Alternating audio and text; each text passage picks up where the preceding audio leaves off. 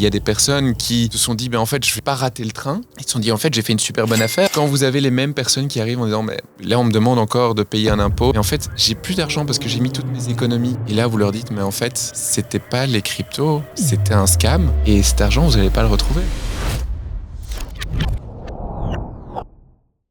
J'avais moi jamais investi, je m'étais un petit peu formée. Et en fait, les cryptos, elles sont venues à moi parce que je me suis rendu compte qu'on pouvait investir des toutes petites sommes. Et en fait, je suis tombée amoureuse. Et donc, la surprise à partir de l'année prochaine, c'est que non seulement il y aura un impôt sur la plus-value, mais que votre fonctionnaire pourra venir frapper à votre porte en disant « Mais moi, je considère que, en fait, c'est une opération taxable non pas à 10, mais à 33. » Ils n'ont pas envie de se faire taxer à des sommes relativement importantes. Et donc, tu te retrouves avec en fait des gens qui ont beaucoup d'argent potentiellement en crypto-monnaie, mais qui n'ont pas grand-chose sur le côté.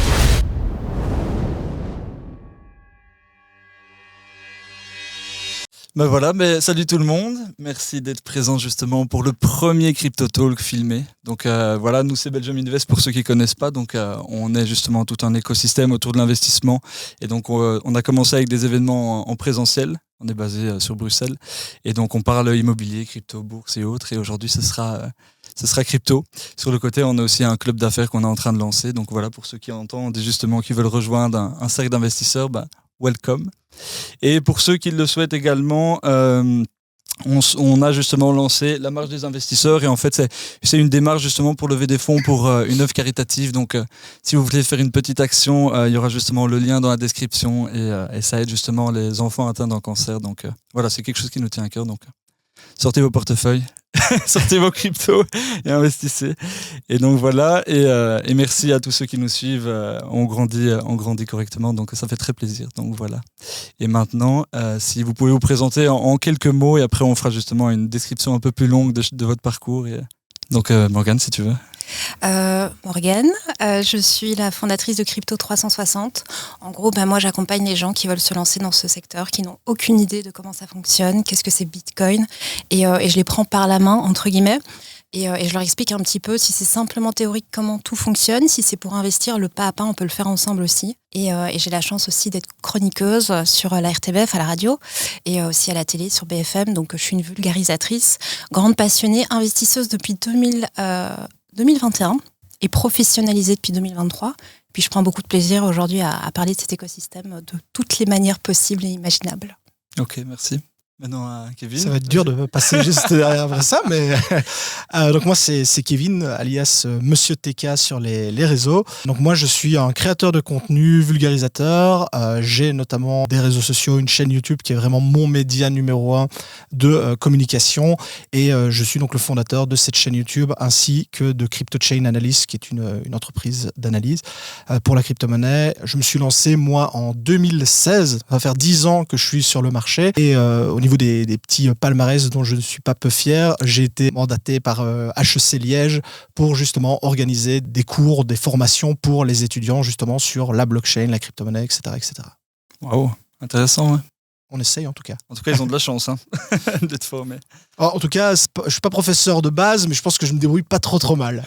Ouais, c'est bien. De toute façon, on le voit pour ceux qui ne connaissent pas Monsieur TK, allez le suivre justement sur les réseaux. T'es déjà pas mal suivi, vraiment. Ouais. Donc Twitter, YouTube.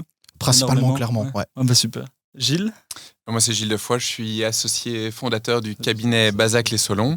Alors, le cabinet Bazac Les Solons est un cabinet vraiment spécialisé dans tout ce qui est droit fiscal, et que ce soit aussi bien pour les personnes physiques que pour les entreprises, et puis vraiment tout le côté corporate. Alors moi, mon activité est vraiment centrée sur la fiscalité du patrimoine, donc je suis vraiment un fiscaliste généraliste pour le patrimoine, et aussi en particulier les transmissions, et donc effectivement traiter tout ce qui est patrimoine de la famille, donc les relations entre les personnes et les relations entre les personnes et le fisc. Et donc c'est dans ce cadre-là en fait que j'interviens aussi à l'UCL, où j'enseigne en fait le cours de droit de succession, droit d'enregistrement. Donc évidemment, fort de l'expérience sur le terrain, on peut accompagner les familles, et que ce soit dans tous les aspects patrimoniaux. Mais aujourd'hui, c'est sur les cryptos, mais c'est aussi évidemment sur les transferts d'immeubles, les transferts d'autres types d'actifs, des œuvres d'art ou que sais-je. Je suis bien entouré. Que des professeurs. C'est pas mal, hein. Ouais. Hyper intéressant. Justement, si vous pouvez maintenant expliquer un peu votre parcours. Comme tu l'as dit, tu es rentré dedans en 2021.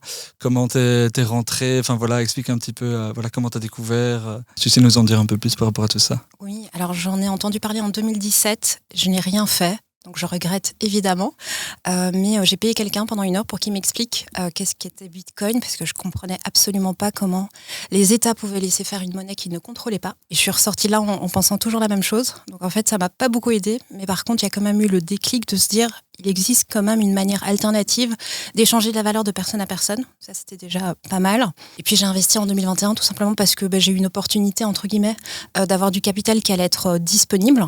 Et je me suis dit, mais qu'est-ce que je vais en faire? En fait, moi, je pars de zéro niveau investissement. J'ai beaucoup communiqué avec des investisseurs puisque je travaillais dans le monde de l'immobilier. Donc j'ai connu quand même des propriétaires, multipropriétaires.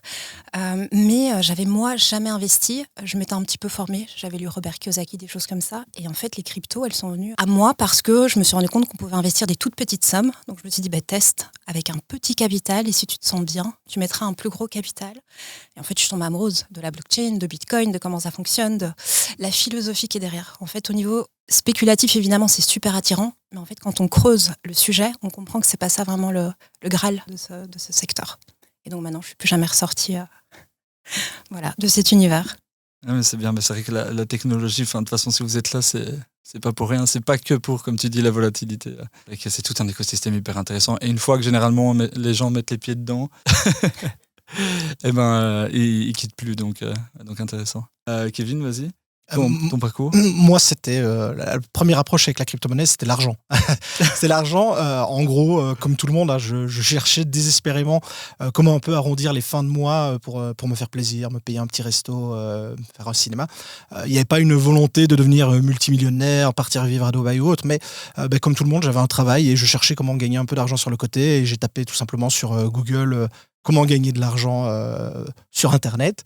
Et parmi tout ce qui était disponible, j'ai vu effectivement apparaître le mot crypto-monnaie, Bitcoin, que j'avais déjà aussi entendu parler avant, mais que je m'étais jamais intéressé. Donc à ce moment-là, on est en 2016, je décide un peu comme Morgane de me lancer doucement, parce que pareil, à l'époque, je pense que c'est un scam, une arnaque, je vais perdre mon argent, c'est voué à ne pas fonctionner, ou ça va fonctionner pendant un temps. Et en fait, après, exactement comme elle, je suis resté pour la technologie, tout ce qu'il y a derrière. Il y a effectivement cet aspect spéculatif qu'il ne faut pas le nier à son importance, mais il y a vraiment la technologie, le fait justement de partager le fonctionnement de cette technologie, l'expliquer aux gens, expliquer comment la blockchain fonctionne, comment est-ce que nous-mêmes on peut faire fonctionner cette blockchain à la maison, etc. etc. C'est un peu comme ça que j'en suis arrivé là. Et donc moi, oui, j'ai commencé à 2016 et j'en ai fait mon vrai métier, comme on appelle ça, à partir de 2021. Et pareil, je changerai pour rien au monde cette vie. Et le truc qu'il faut savoir aussi, c'est que au plus, évidemment, tu as commencé tôt, au plus les gens, justement, qui ont commencé, ils étaient, entre guillemets, courageux parce que les plateformes n'étaient pas aussi développées, c'était généralement illégal, c'était pas aussi accessible que maintenant. Donc, exactement, c'est comme, à l'époque, moi je me rappelle, quand je faisais des virements vers les plateformes d'échange, ça mettrait 3-4 jours, maintenant tu es en instantané, c'était toujours un peu shady, un peu obscur, tu sais, t'étais pas trop serein, il y avait pratiquement aucun contenu en français, c'était que du contenu anglophone, anglais technique. Donc c'est vrai que autant maintenant on peut se dire mais si j'avais su à l'époque, j'aurais mis des milliers et des milliers d'euros. Autant à l'époque, il fallait oser placer justement son argent sur des exchanges pas bien sécurisés qui pouvaient disparaître du jour au lendemain. Où tu sais, ton seul contact c'était une adresse mail en Gmail. Donc c'est pas pareil. Mais voilà, je trouve que l'évolution dans sa globalité de l'écosystème crypto est vraiment magnifique. Gilles? Moi, ce que je trouve très intéressant, c'est qu'on vient d'entendre le point 2017-2021. Moi, j'arrive en 2021. Et effectivement, c'est pas anodin parce que c'est évidemment un moment d'effervescence. Entendant un peu l'effervescence, je m'intéresse justement, moi, à ce moment-là, à l'univers crypto. Non seulement à des fins purement intellectuelles pour moi-même, mais également pour mes clients. Parce qu'effectivement, la question qui est sous-jacente, c'est la question de la fiscalité. En 2021, les premières questions tombent en disant, en fait, des gros bénéfices, comment est-ce qu'on peut les récupérer? Comment est-ce qu'on peut les réintégrer sur des comptes bancaires, parce qu'effectivement ça fait partie de notre activité, c'est effectivement de pouvoir accompagner les clients dans le cadre des rapatriements en termes de conformité financière, alors qu'effectivement, ils ont parfaitement agi en totale légalité, mais comment effectivement respecter le cadre fiscal global. Et puis après, j'ai continué dans la réflexion plus profonde de dire, mais en fait, quelqu'un qui est toujours propriétaire de crypto, à un moment donné, mais il va vouloir les transmettre. Et donc, j'ai vraiment associé cet apprentissage à mon activité, qui est effectivement comment faire en sorte que cet actif qui tend à prendre de plus en plus de valeur et qui est finalement un actif purement patrimonial au-delà de la question de la volatilité, c'est se dire comment est-ce que je vais pouvoir faire pour transmettre ça aux générations d'après sur les questions techniques, comment éclairer les notaires aussi par rapport à ces questions-là. Donc c'est vraiment un ensemble d'éléments qui sont venus. Donc voilà, c'est vraiment l'effervescence qui a fait que je m'y suis intéressé et j'ai adossé mon activité à cet actif-là, comme on pourrait avoir pour d'autres types d'actifs. Je prends par exemple demain, au 1er janvier 2026, on va avoir une grosse réforme sur l'impôt sur la plus-value en Belgique. Forcément, il va falloir s'actualiser et il y aura effectivement un impact pour tous les actifs mobiliers. Et donc, les cryptos, en ce compris aussi, évidemment, rentreront dans ce cadre-là. Et donc, on doit toujours remettre nos connaissances sur le tapis et on est reparti pour une nouvelle période. Hyper intéressant et c'est bien de t'avoir parce que c'est vrai que comme tu le dis, en fait depuis de nombreuses années les gens investissent énormément, façon de parler, ça dépend, chacun à son niveau on va dire, mais les gens accumulent généralement pas mal entre guillemets, mais il y en a beaucoup qui sont jamais sortis ou très peu et puis le jour ils veulent, ou alors ils sont sortis mais pas du tout dans les règles et alors ils se font rattraper évidemment, donc c'est bien justement d'avoir parmi nous. Pour ceux justement qui ont fait du chiffre ou qui comptent en faire justement, c'est vrai que je pense que c'est hyper important en fonction du montant déjà, mais tu seras le premier à le dire, c'est de consulter justement une personne de contact comme toi justement qui pourra mettre les choses en place pour qui paye le moins de taxes ou en tout cas sortir dans les règles, déclarer justement au niveau de l'impôt. D'ailleurs en parlant de ça, est-ce que tu sais déjà nous expliquer pour ceux qui ne sont pas au courant, qu'est-ce qui va tomber justement en 2026 ? Alors, la douloureuse. Alors, la douloureuse, elle est en train d'être analysée par le Conseil d'État. Donc à ce stade-ci, on n'a pas encore un texte définitif. En réalité, la volonté du législateur est de créer vraiment une forme d'harmonisation de tous les produits financiers au niveau de leur traitement fiscal des plus-values.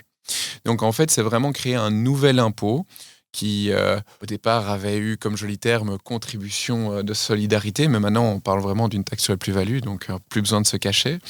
Et cet impôt va commencer à 10%. Donc ce qui se dit, c'est qu'il y aura vraiment un avant-après 1er janvier 2026, à savoir toutes les plus-values qui existeront jusqu'au 1er janvier 2026 seront immunisées d'impôts.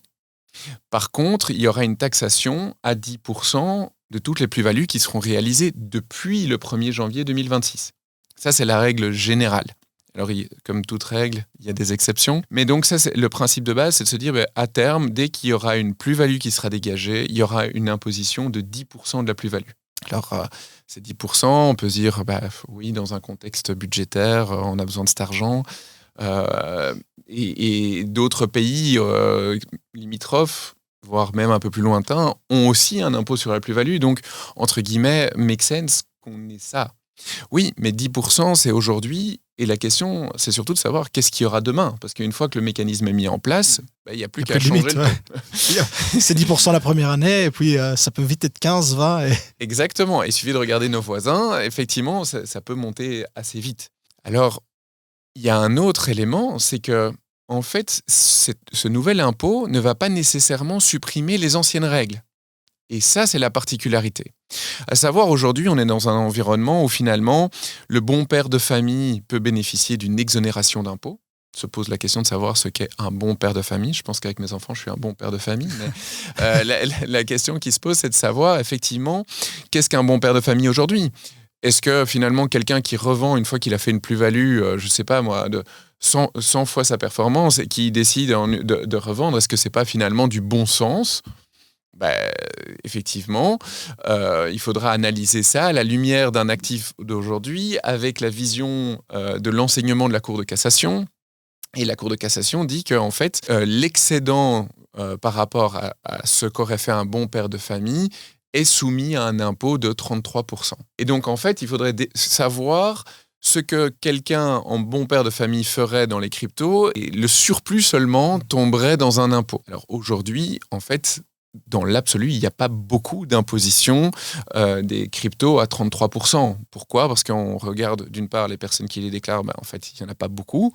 Parce que si on va demander un pré-filing au service des décisions anticipées, ils vont émettre tellement d'exigences et poser tellement de questions qu'au bout du compte, on sait qu'en pré-filing, leur réponse va être probablement négative. Or, si on regarde la jurisprudence n'est pas aussi négative que le service des décisions anticipées.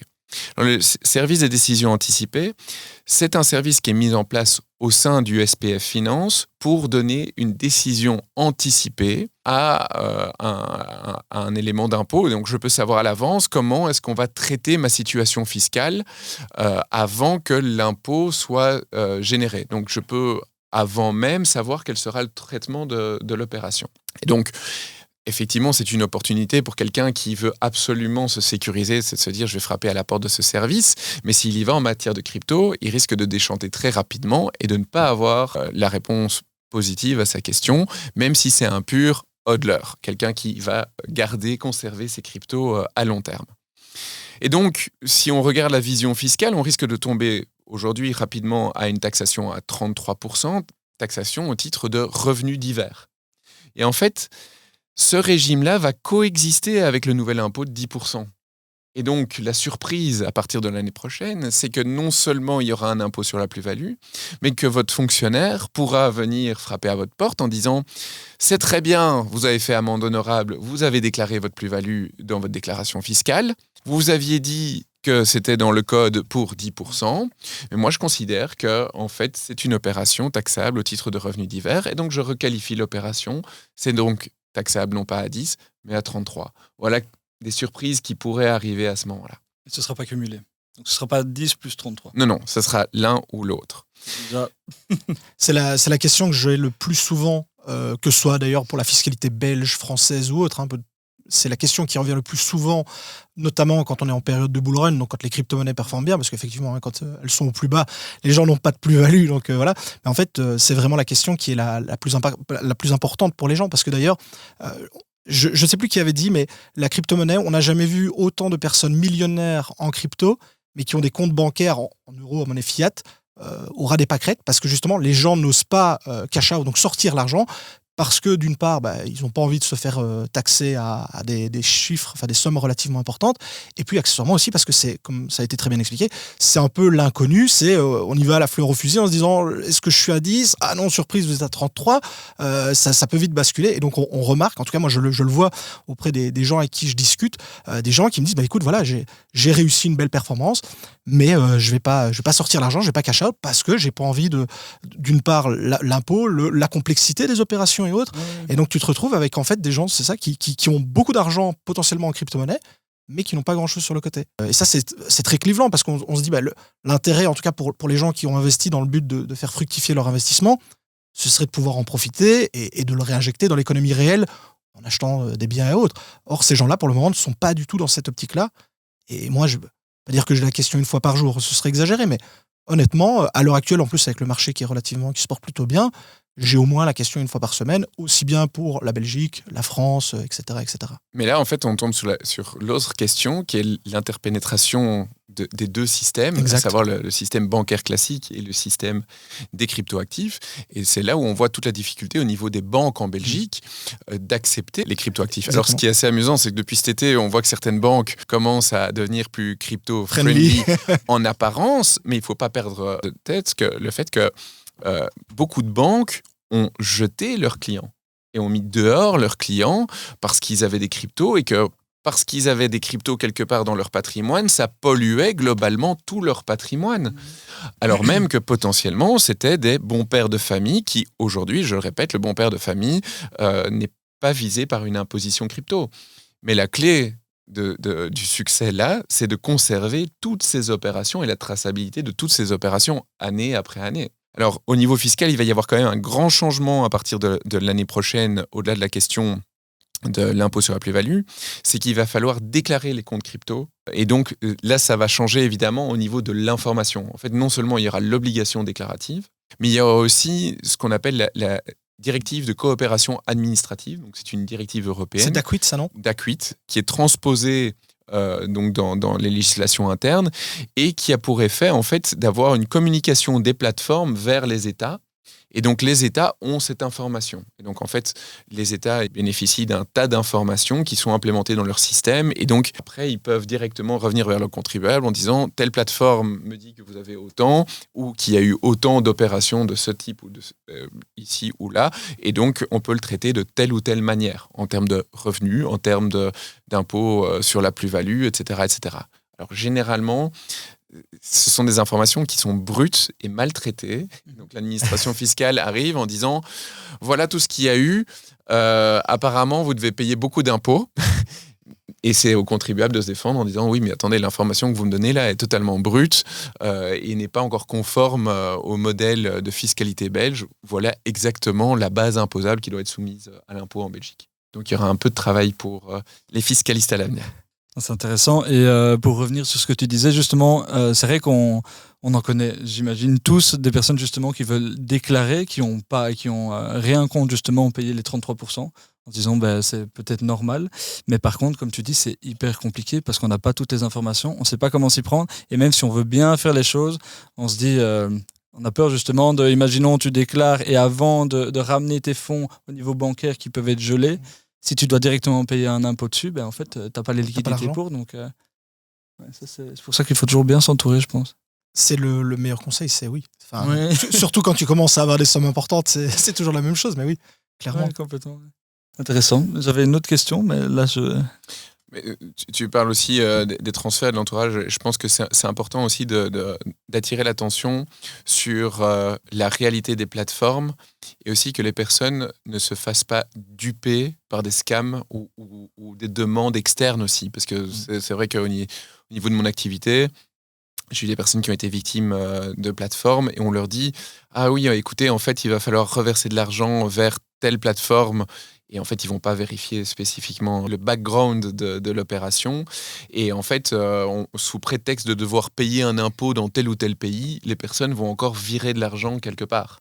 Et donc, il y a des personnes qui se retrouvent bloquées aussi dans cet environnement en disant « Mais en fait, j'ai investi dans un scam ». Mais pour eux, ils ne réalisent pas que c'est un scam à ce moment-là. On dit, voilà, en fait, il faut payer des frais de transfert. Ils ne connaissent pas comment fonctionnent les cryptoactifs et donc ils se disent ok, on va remettre la main au portefeuille pour payer des supposés frais de transfert et puis on leur dit ah oui, en fait il faut payer un impôt sur la plus-value par exemple en Suède, alors qu'en fait les personnes ne connaissent pas les règles fiscales et qu'un impôt sur la plus-value est réalisé en termes d'actifs mobiliers dans l'état de résidence.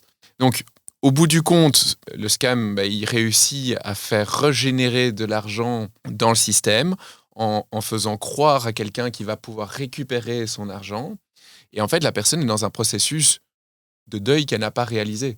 À savoir, je n'ai pas encore réussi à accepter que potentiellement, j'avais perdu beaucoup d'argent dans ce système parce que j'ignorais le fonctionnement du système. Parce qu'en fait, mon ignorance, et je ne le dis pas péjorativement, parce que c'est un mécanisme qui est complexe et arrivé, aujourd'hui, on voit peut-être plus clairement qu'est-ce qui est le vrai du faux. Mais il y a un moment donné où les apparences sur Internet ont été extrêmement compliquées et il y a des personnes qui se sont dit en fait, je vais pas rater le train. Et en étant séduits par un site Internet, ont introduit et ont vu en fait que le cash qui avait été introduit était arrivé potentiellement sur une plateforme. Ils se sont dit en fait, j'ai fait une super bonne affaire, ça sera bien, ça sera du patrimoine pour mes enfants, voire mes petits-enfants. Or, c'est potentiellement les économies d'une vie. Quand vous avez les mêmes personnes qui arrivent en disant mais écoutez, en fait, là, on me demande encore de payer un impôt, de ceci, de cela, mais en fait, j'ai plus d'argent parce que j'ai mis toutes mes économies qui étaient là. Et là, vous leur dites, mais en fait, c'était pas les cryptos, c'était un scam, et cet argent, vous n'allez pas le retrouver. Que vont-ils dire à leurs enfants ? Que vont-ils dire à leurs petits-enfants ? Et ça, c'est le problème. C'est pas, en fait, le marché des cryptoactifs, c'est l'interlocuteur qui a abusé de ces personnes-là. Et ça, c'est vraiment un point qui est important parce que moi, je le vois vraiment. Après, nous, quand on dépose une plainte pénale, en fait, pour aller récupérer cet argent, on peut rêver. Il n'y aura jamais aucune démarche qui va aboutir. Le parquet n'arrivera jamais à récupérer quelque chose. Non, bien sûr. Ça va être trop loin.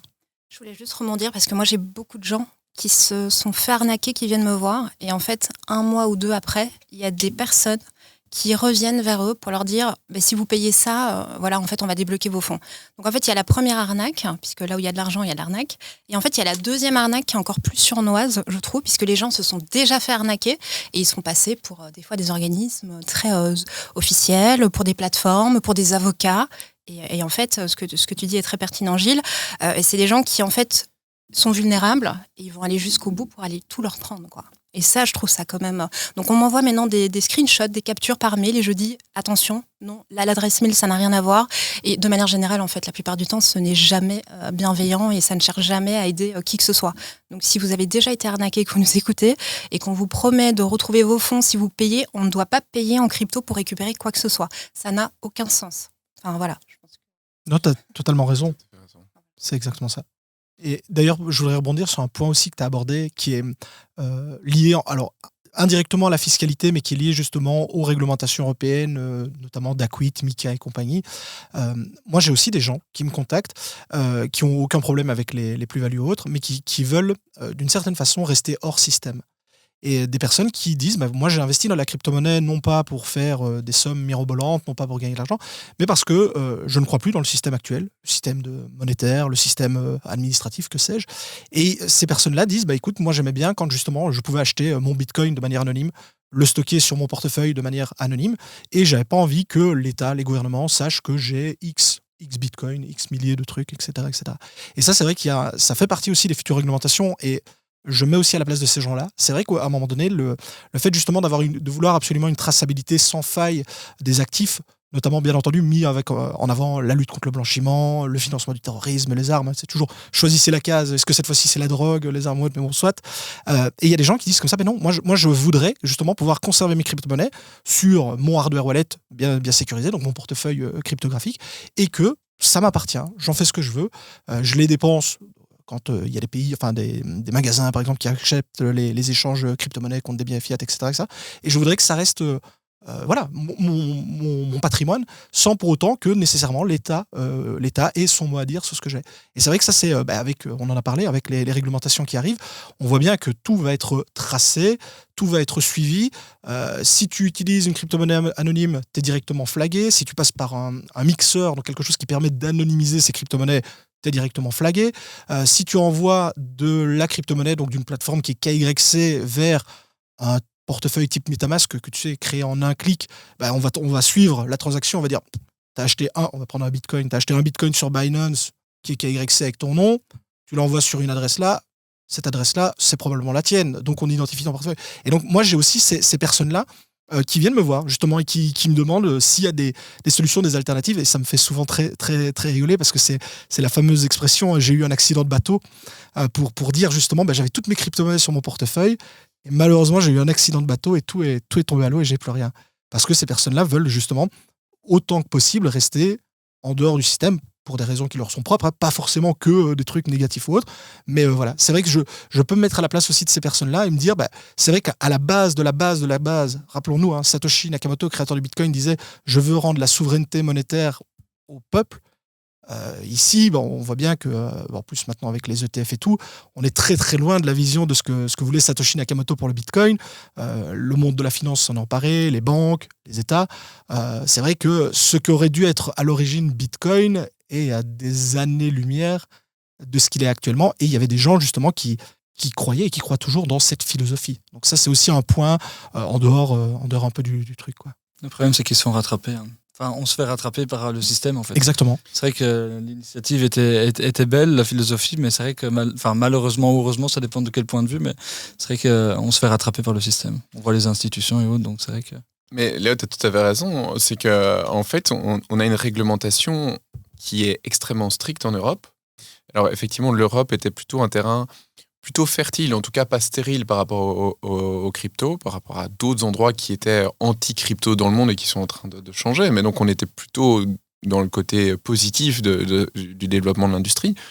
Mais on voit qu'avec ce qui se passe outre-Atlantique, mais on va vers un revirement. Et c'est vrai que le point que tu soulignes est extrêmement important, c'est cet anonymat. Et on voit que pour Trump, c'est aussi important dans ce qu'il est en train de développer maintenant. Exactement. C'est aussi un point de bascule.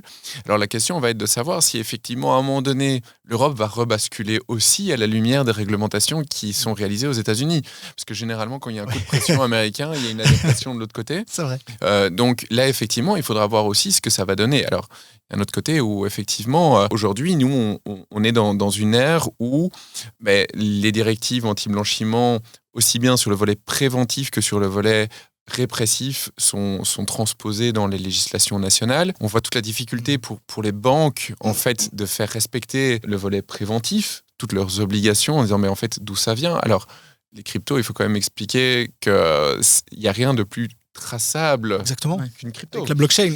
Voilà, donc les opérations sont bien mentionnées là. Si on veut vérifier une opération, on peut aller vérifier aussi si une personne est liée à des activités qui pourraient tomber dans le blanchiment. Le problème, c'est qu'en Belgique, depuis 2024, on considère que même la fraude fiscale simple peut donner lieu à du blanchiment.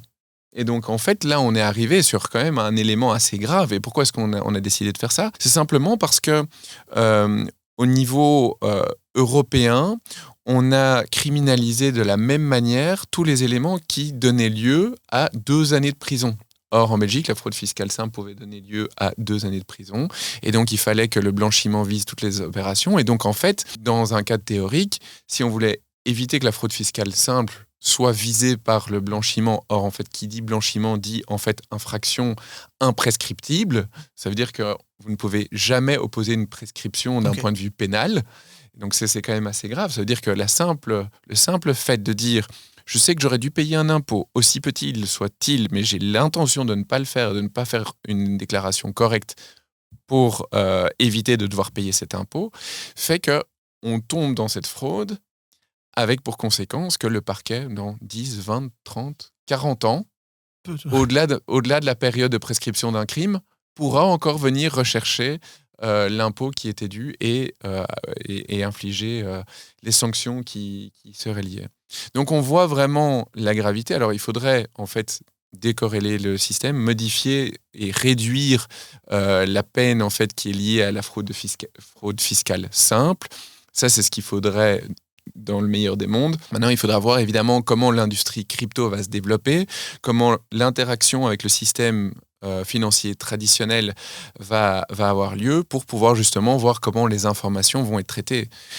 Dès l'année prochaine, quand tout le monde va devoir déclarer ses plus-values, vous imaginez comment est-ce que les opérations vont être réalisées ? L'administration fiscale va recevoir des déclarations et il va falloir aller contrôler.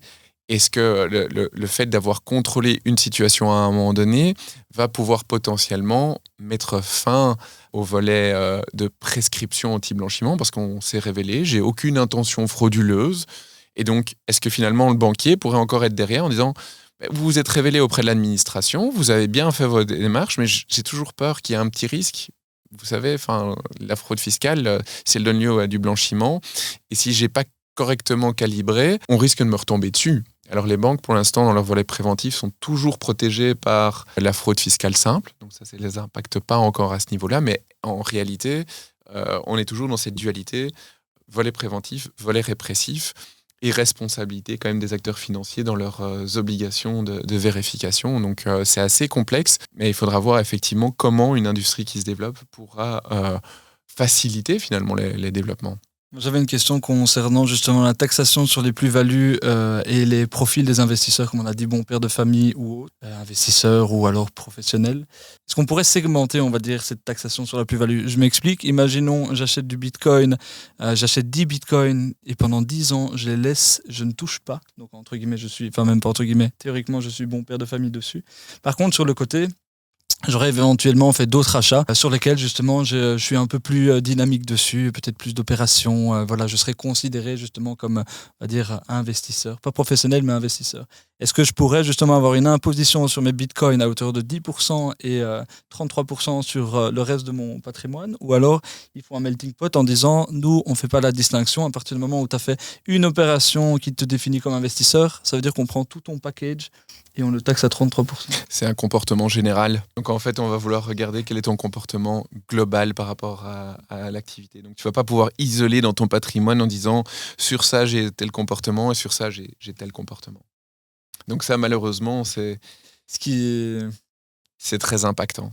Oui, bien sûr, parce qu'il y en a, à mon avis, il y en a plus d'un qui doivent se sentir visés en se disant, en fait, j'ai toujours été bon père de famille, mais j'ai peut-être acheté une ou deux cryptos où je me suis un petit peu amusé avec. Et en fait, après, tu es requalifié de manière globale, comme tu dis. Par contre, je prends un comportement type. Imaginons quelqu'un qui se dise, finalement, moi j'ai de la crypto et j'ai de l'argent sur une plateforme et en fait, j'utilise la carte Visa, par exemple, qui est liée et en fait, tous les X temps, je vais retirer un petit peu. Ça, techniquement, en fait, on vient un petit peu araser, si on veut, la plus-value au fur et à mesure. Et c'est un comportement qui, à mon sens, ne peut pas être vu au-delà du bon père de famille. Il n'est pas venu retirer toute sa crypto. Il n'a pas eu un coup de volant radical par rapport à ça. À un moment donné, la plus-value, elle est faite aussi pour être utilisée quelque part. Donc, on ne peut pas venir dire à un moment donné, non, en fait, vous devez rester ad vitam aeternam dedans. Donc le comportement, il doit être aussi lu de cette manière-là, parce qu'effectivement, il faut voir l'usage qui en est fait. Je veux dire, je prends quelqu'un qui se dit, moi en fait, je dois refaire ma terrasse. Il revend ses cryptos. A priori, c'est encore son droit d'aller récupérer sa plus-value si son comportement général est celui d'un bon père de famille. Et on ne peut pas lui dire autre chose. Il n'y aura pas d'imposition dessus. Aujourd'hui, demain, ça sera 10. Oui, c'est ça. Donc, imaginons une personne, justement, elle a une ou plusieurs cartes et elle va faire ses achats domestiques, on va dire, régulièrement. À terme, elle va devoir déclarer tous ses achats pour être imposée à du 10%. Alors, à terme, effectivement, on va regarder toutes ces plus-values. Donc, il faudra compter sur les calculs automatisés pour pouvoir voir le résultat final. Mais ce que le législateur dit, c'est qu'il y a 10 000 euros qui sont exonérés. Alors, attention, parce que c'est 10 000 euros tout compris. Donc, 10 000 euros sur des titres, 10 000, La crypto, la crypto, le change des devises classiques. Donc, si jamais tu te dis, moi, en fait, je pars au Canada, j'ai besoin d'avoir l'équivalent de 15 000 euros en dollars canadiens, mais potentiellement, tu as déjà fait ton change. Et donc, et tu rentres dedans. Et puis après, tu utilises ta carte Binance pour payer à manger. T'es mort.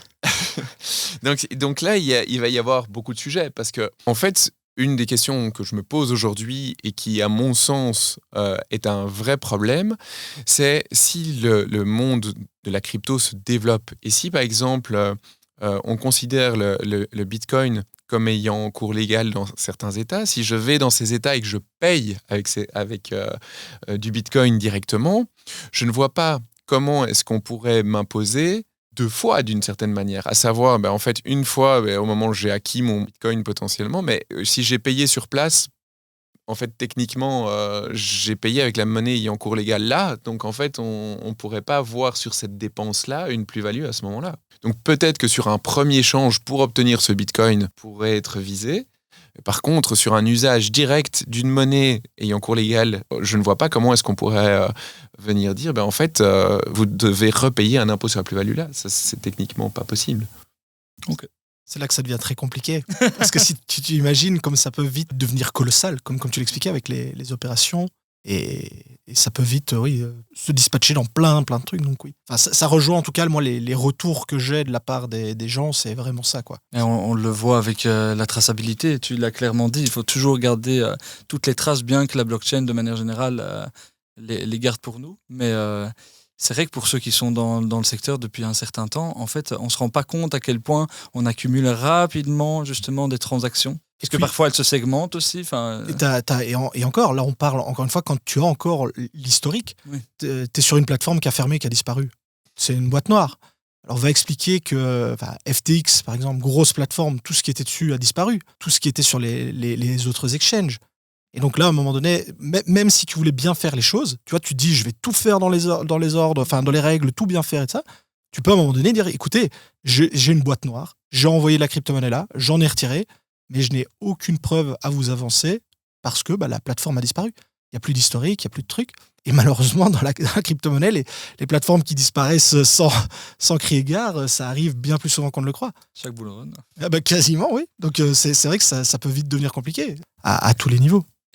Comment on fait du coup ? Ce qui va être compliqué, c'est à terme, en fait, à mon avis, une des techniques va être de dire, en fait, on est imposé sur la totalité. Je veux dire, si j'ai ça d'actifs, ce serait sur la totalité au moment où je l'ai liquidé. Donc, à défaut de pouvoir justifier la valeur au 1er janvier 2026, en fait, valeur 31 décembre 2025 pour être exact, ben, en fait, l'administration fiscale va taxer sur la totalité, donc y compris sur ce que j'ai apporté. Donc, c'est pas, ça, c'est le problème. Mais je pense pas que ce soit le pire des problèmes. En fait, la difficulté, c'est que je pense qu'on est dans un système qui a une difficulté d'interprétation entre l'administration fiscale et l'ensemble des contribuables parce que justement, il y a une multiplicité des opérations et en fait, l'écosystème des crypto-monnaies te permet tellement d'opérations différentes que en fait, le risque, c'est qu'à un moment donné, quelqu'un de bonne foi, comme tu le mentionnais à juste titre, et finalement oublie de faire quelque chose, pas de mauvaise foi, mais se dit en fait, moi je pense que j'ai tout mis, j'ai mis par exemple tout un fichier Excel dans une plateforme qui m'a calculé que mon résultat fiscal était le suivant. Mais la personne se dit en fait, moi je suis censé être en ordre. Mais peut-être que si on passe le tout au scalpel, peut-être qu'il pourrait y avoir un frottement ici ou là. Et donc la difficulté va être de dire, en fait, si je prends l'hypothèse de la question de la fraude fiscale simple dont je parlais tout à l'heure, en fait, potentiellement, toute personne qui a des crypto-actifs dans les 10 prochaines années se retrouvera dans un cas de frottement fiscal involontaire. Simplement parce qu'on n'a pas un effet miroir comme aujourd'hui. En fait, si jamais on fait par exemple une vente de titres auprès d'une banque en Belgique, la banque belge retient le précompte. Là, on n'a pas ça. Et donc, ça veut dire qu'il faut tout reconstituer avec des outils qui sont réalisés de manière externe pour des plateformes externes à la Belgique. Et donc, il faut espérer que les outils soient plus ou moins adaptés. Et concernant l'histoire justement de Kevin qui disait si justement on a investi sur une plateforme qui a coulé et donc il y a un effet boîte noire, donc ça veut dire potentiellement qu'on serait taxé sur le montant qu'on aurait mis nous-mêmes, mais par contre on n'a pas la source. Ce ne sera pas l'administration fiscale qui va poser le problème, c'est le banquier. Parce que ça veut dire en gros que tu peux pas prouver l'origine des fonds. Oui, c'est ça exactement. Ouais. Donc le problème là, ce ne sera pas l'administration fiscale qui potentiellement, ok, en fait, tu déclares si tu as eu des revenus du stacking comme intérêt, ça c'est pas un problème. Si tu déclares à l'avenir ta plus-value, ce ne sera pas un problème, on ne va pas venir t'ennuyer là directement pour ça. En tout cas sur l'origine des fonds, l'administration fiscale ne va pas venir enquêter juste là, comme ça, sauf si elle a un doute par rapport à certaines opérations, auquel cas l'administration fiscale peut mettre en œuvre des moyens d'instruction plus importants, mais sinon, ça sera surtout le banquier, au moment où on veut récupérer les fonds, qui va dire « Attendez, d'où viennent ces fonds ?» Et là, quand il y a une boîte noire, il faut essayer de pouvoir expliquer la vraisemblance, d'où l'importance de garder tous les documents, y compris les emails que les plateformes envoient, en fait.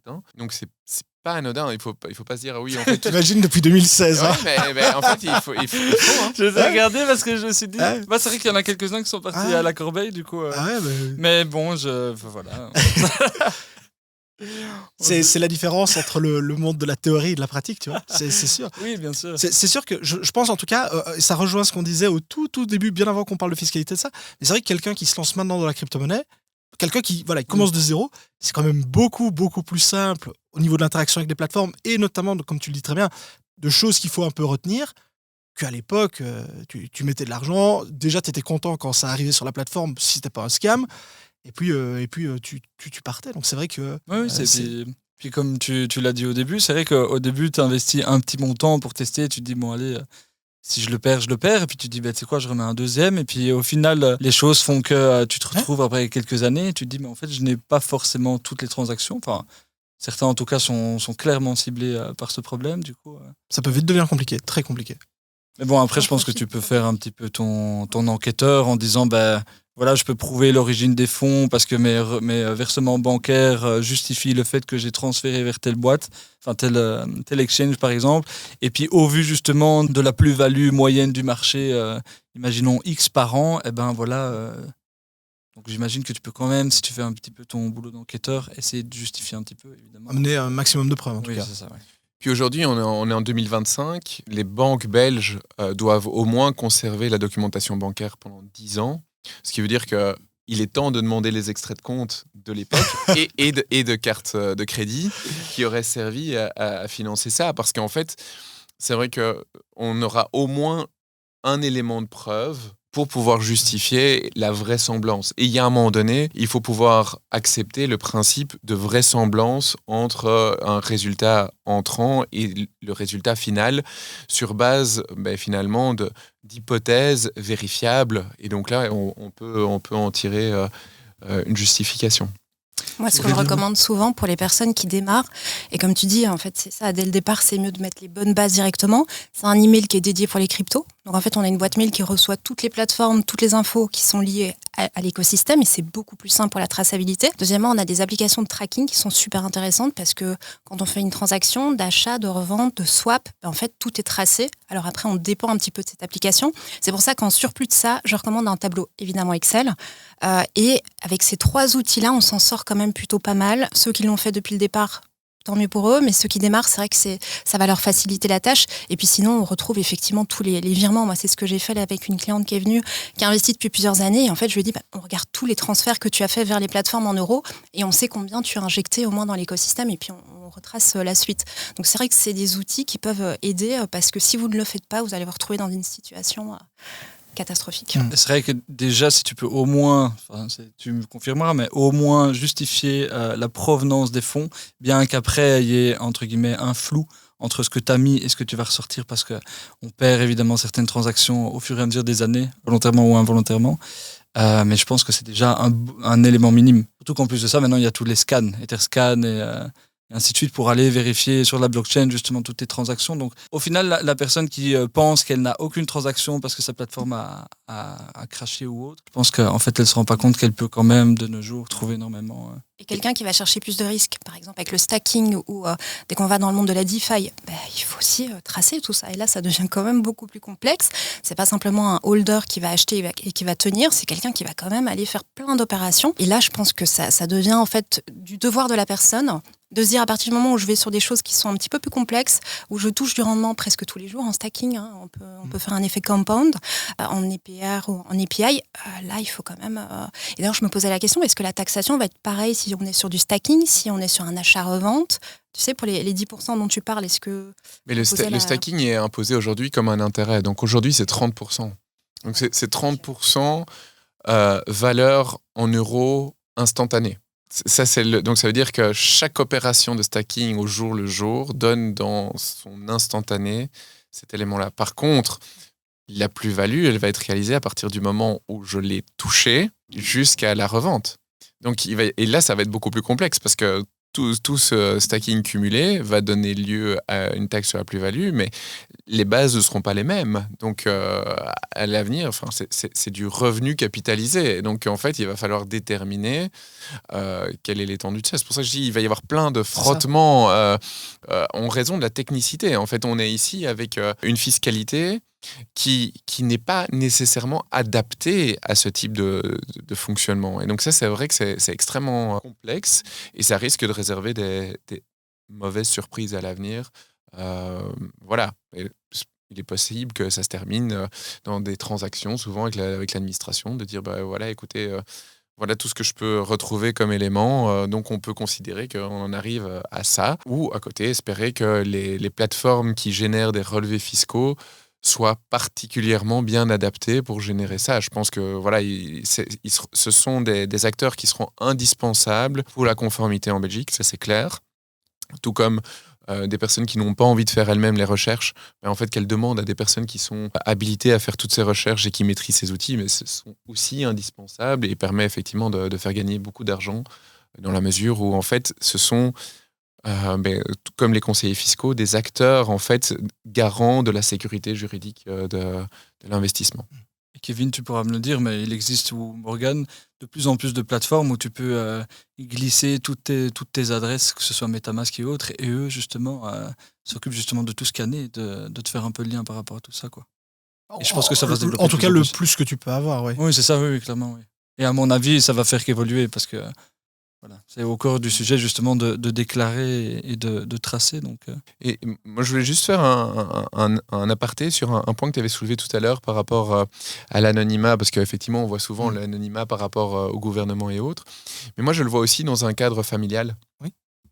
Entre époux, par exemple. Un époux qui investit au moyen de fonds communs, il a sa clé à lui.